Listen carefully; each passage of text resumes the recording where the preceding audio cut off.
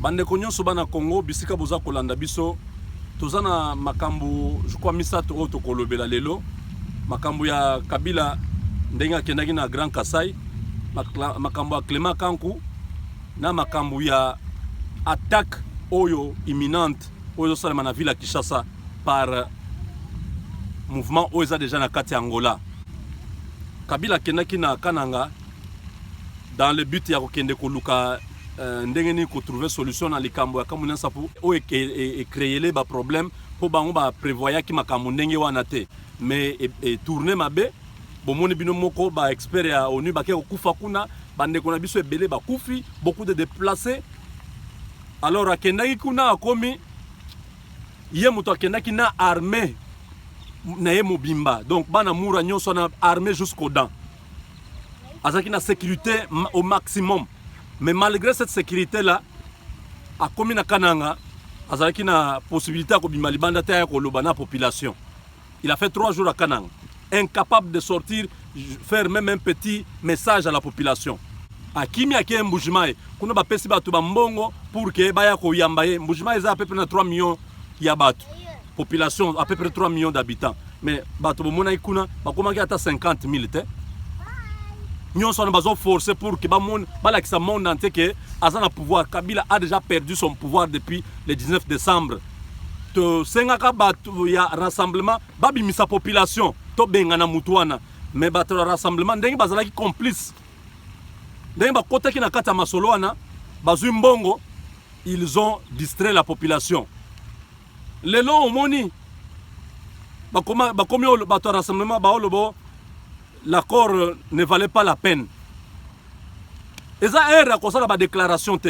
Il faut reconnaître votre complicité, votre trahison, demander au peuple pardon. Poto yebisa kibino.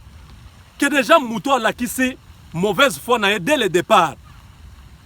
Le 19 janvier 2015, abomi batu parce que babimi pona ko stopper modification à la loi électorale. Bon, mon qui déjà ba manœuvre on a que type à ligner kokendete. Pourquoi aller chercher à les supplier? Oh non, nous avons besoin de rencontrer le chef de l'État. Nous voulons voir avec. Oh, nous voulons qu'il puisse nommer Félix Tshisekedi Premier ministre. Vous, dans tout ça, vous êtes si même il avait nommé Félix Premier ministre, aujourd'hui Félix serait honteux. Avec une déclaration comme ça, oh à l'obina journal allemand on a l'obio, je n'ai jamais promis une élection au Congo. Félix allait dire quoi? Il allait dire que je démissionne. Ou non, maintenant, peuple, je demande à la population de pouvoir marcher. Non, vous voyez, vous êtes en train de vous accrocher à quelque chose. Mouto yaza plus que diable. Bozo mona mouto azo bomisa batuna est. Tous les jours bato azo kufa. 12 millions de morts. Bamama dunda la batiki vina baonkuna. Bauma général batiki ba vina baonkuna. Mbunza mabe akufi kaka pona likambo est wana. Sans compter les journalistes, il y a Radio Kapi, les prêtres, les activistes des droits de l'homme, les koufi combien? Kaka pour que Tipoana a le pouvoir. Dieu merci, aujourd'hui, on commence à sanctionner le général Mundos, le général Olenga,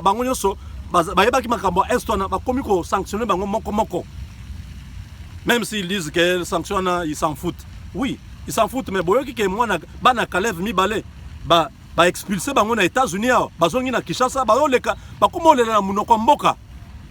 Kalev ayebi déjà que bakomi na suka nini régime komi pembe na kokweya. C'est la chute du régime déjà qui s'annonce. Kalev a pris des contacts déjà avec la Corée du Nord pour que ce qui régime ekweyi yé moyen que ne Rwanda ezate ba kendo bomaye kuna. Donc il cherche déjà son exil en Corée du Nord.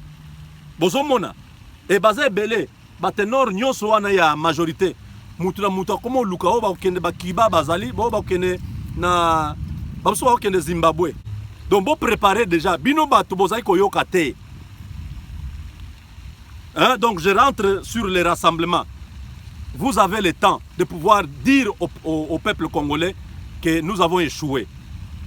Pardonnez-nous les chemins que nous avons empruntés. On pensait que ce type-là allait changer en ange. On ne savait pas que c'était un démon. Bosenga pardon la population. Vous les rassemblements. Pour que demain ceux qui régiment quoi, tous ça la bino, tous à la bino, tous à travailler na bino. Mais si vous continuez à persister, à faire des aventures que vous faites là à Kinshasa, à faire des déclarations, ce qui régime vous ne serez pas dans la politique dans notre pays. Parce que Nabino, Obazana Kabila, la plupart d'entre vous na rassemblement travailler na Kabila. Tous les G7 là, vous êtes des gens qui venaient, qui avaient un bilan avec Kabila. Vous avez travaillé avec lui. Vous avez détruit ce pays là avec ce monsieur là.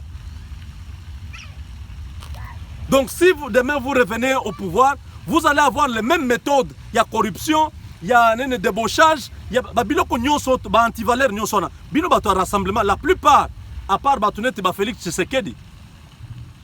Parce qu'il n'a jamais géré. Et quelques membres de l'IDPS. Encore faudra-t-il bien regarder là-dedans parce que nous avons vu les Moubake en dernière minute chercher à faire des virages à 360 degrés. Bien que azui primature, ceux qui Moubake wana azo primature, ndaki. Oh nyonso bokomo yoka c'est parce que batie chiba la place nae. Na IDPS wana il faut total bien banani baza vraiment fidèle. Otoko récupérer to travailler na bango. Pour en tout cas pouvoir et à lobby. Boyeba ke ba homme politique ebele bozo mona lelo tokosala na bango te. Nous sommes victimes ya bato wana depuis 57 ans. Baza ebele ba kyungwa kumwanza banani ba Pierre Lumbi ba Olivier Kamitatu ba Endundo papa oyo Endundo bango nyonso groupe nyonso wana na ba mususu aza kuna. Ces gens-là ont travaillé dans ce pays-là. On ne va pas travailler avec Batouana. Régime Ezokoya. Sa population, tout le monde que vous aimez le Congo, vous voulez que Kabila parte. Vous avez trahi le pays. Kabila a dit ça clairement, qu'il n'y a pas des élections au Congo. Vous le saviez. Vous trahir Mboka Nabiso. Il y a encore le temps. Vous avez un peuple pardon. Toko bongisa entre biso to bana Congo. Mais si vous persistez na kati ya mabewana, sachez que régime à lobby boko zala na place na binote, vous allez prendre ma retraite pour que na retraite bino nyonso obo salaki na Kabila. Vous n'avez pas votre place dans notre pays. Vous avez fait souffrir notre peuple. Le peuple ne pourra travailler qu'avec une nouvelle classe politique. Voilà pourquoi Batounette ba syndicat Dokolo baza na place na bango et ils sont les bienvenus. Baza ebele libanda ba combattant nyonso ya Europe, ya Australie, ya Canada, ya Afrique, ya États-Unis. Tozo senga na bino nyonso, tozala ensemble, to benga naka. Donc wana ezali parti à Liboso, parti à Mibale ya Clément Kankou. Clément Kankou a attendu 10 mois pour venir nous dire que non, c'est Évariste Bochab qui s'est obstiné à pouvoir tuer le chef Kamwina Nsapu. On ne peut pas dissocier Bino na Évariste Bochab parce que Bino nyonso boyeba ki likambwana pona roboma chef Kamwina Nsapu boyeba ki ango. Soki boloba ki ango à l'époque, on pouvait comprendre, il pouvait y avoir toujours moyen pour empêcher le kwana ekoma. Mais c'est trop tard. Les experts de l'ONU sont morts. La pression est au niveau international sikoyo. Bande konabiso bakufi na Kasai, il y a beaucoup de déplacés. Vous voyez maintenant l'Angola à la frontière nabiso, c'est juste à cause de Abino. Makamunyo sona Kabila est en difficulté maintenant. De konabiso Évariste Bochab. Vraiment, je regrette. Vous avez mal joué. Oyo ezoko melayo lelo. Ce sont des choses que nous avons dit à l'époque. Pourquoi protéger Moutou Oyo? À quoi protéger Yote? Vous vous êtes battu bec et ongle pour Kabila pendant tout son mandat. Pendant les 16 ans ici, aux Alaki Homme Orchestre. Dans le vidéo, c'est vous qui allez être même Premier ministre. C'est vous qui allez être vraiment au top parce que tu as beaucoup sacrifié. Dans Babiloko, il y a 30 millions. On dit qu'on portait chapeau pour Kabila. Maintenant, là, comment là, ce chapeau? Or, est-ce que Kabila est prêt à pouvoir se sacrifier aussi pour vous? Vous risquez de vous retrouver à la CPI seul toute votre vie. Kabila va fuir, il va aller au Rwanda, il va être protégé en Ouganda chez ses frères. Est-ce que tu as déjà vu Rwanda livrer Batouana? Donc il va aussi aller, il a rendu service à Paul Kagame et à Museveni. Ils vont les protéger. Mais yo sikoyo, suite na yo kozala nini. au sali ba constitution pour que Kabila azalawana oye bien kazana niveau intellectuel te. Quelqu'un, toi-même tu pouvais être président de la République. Qu'est-ce qui était difficile? Il y avait possibilité que Congolais moko azala président. Kabila wana, pourquoi vous l'avez gardé pendant 16 ans? Bomoni esika bomoni bisika ememibino bande konanga nyoso a Kasai. Vous avez servi Kabila pour asseoir son pouvoir. Aujourd'hui, Kabila vous paye en monnaie de singe. À Bomelibino Bandeko. Et lui maintenant va fuir. Il est à la fin de son mandat. Ba député nyonso ya Congo. Boyebi bien makamu nyonso. Ba mindele bazo révélé sur Kabila. Kabila a bradé ba biloko na ya Jekamine. Il y a un documentaire oh bazo la kisande nini Jekamine ba bradé yango na ba faux prix. Ba concession ba teki na ba 15 millions. Une semaine après, ba revendre on a ba 75 millions, ba 150 millions. J'ai kamina zo perdre mbongwana. Vous avez vu ce documentaire là. Boyoki makambo Panama Papers. Boyoki makambo 70 entreprises. Boyoki makambo ya passeport ya RDC. Bandeko.